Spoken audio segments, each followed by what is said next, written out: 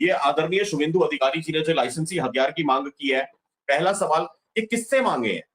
First question, क्या ये राज्य सरकार से मांगे हैं, ममता बनर्जी से मांगे हैं, या फिर केंद्र सरकार से मांगे हैं, मोदी जी, अमित शाह जी से मांगे हैं?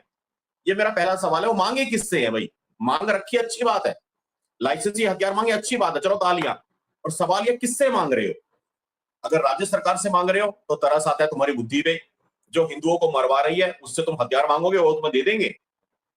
और अगर केंद्र सरकार से मांग रहे हो तो तुम्हारी अपनी सरकार है भाई, तुम्हारी अपनी सरकार है।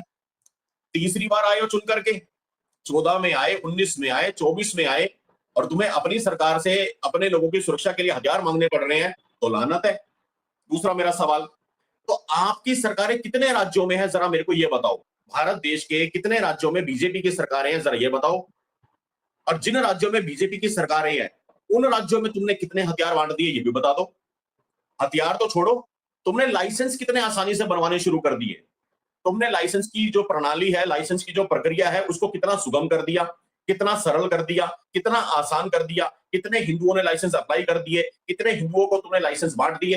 ये सच में बोलने लगा ना और मुंह खोलने लगा तो तुम्हारी सरकारें हिल जाएंगी राज्यों से। मेरे को मालूम है एक लाइसेंस अप्लाई करने के लिए कितने घोड़े खोलने पड़ते हैं, क्या कुछ करना पड़ता है, और साला लाइसेंस फिर भी नहीं मिलता। दर्जनों लाइसेंस तो हम लोगों के पेंडिंग पड़े हुए हैं जो मिलने के नहीं है। तुमने लाइसेंस की प्रणाली प्रक्रिया कितनी सरल कर दी शुभेंदु अधिकारी जी, भारतीय जनता पार्टी वालों, बताओ तो सही। ये दोगलापन तुम्हारा कब खत्म होगा? और ये दोगलापन देश के सामने आना चाहिए। तुम बंगाल में जाके शोर मचा रहे हो, लाइसेंस बांटो, लाइसेंस बांटो, हथियार बांटो, हथियार बांटो। तुमने कितने बांट लिए? गिनती है तो आंकड़े रखो हमारे सामने। बीजेपी की चाटुकारिता करने वाले जो मीडिया, सोशल मीडिया के लोग हैं, वो ये सवाल पूछेंगे नहीं। तुम्हारी खुद की नुपुर शर्मा घुट घुट के जी रही है, तुम्हारे खुद के टाइगर राजा सिंह घुट घुट के जी रही है, तुम्हारे खुद के लोग घुट घुट के जी रहे हैं। अपने लोगों के तुम साथ में नहीं खड़े होते। सबसे बड़ा शिकार बेचारा ये विक्टिम, ये मेरे साथ में बैठा मेरा बड़ा भाई। हम तो अपने कभी रोने रोते ही नहीं है, हमारे साथ क्या क्या हुआ वो हम जानते हैं। और शुभेंदु अधिकारी जी, आपने हथियार मांग तो लिए, पर नड्डा जी से पूछा कि नहीं पूछा, पहले ये भी बता दो। नड्डा जी कल सुबह उठते ही कह देंगे ट्वीट करके, शुभेंदु अधिकारी से हमारा कोई लेना देना नहीं है, ये शुभेंदु अधिकारी का निजी मामला है, ये शुभेंदु अधिकारी की निजी राय है, भारतीय जनता पार्टी अपने आप को इससे अलग करती है।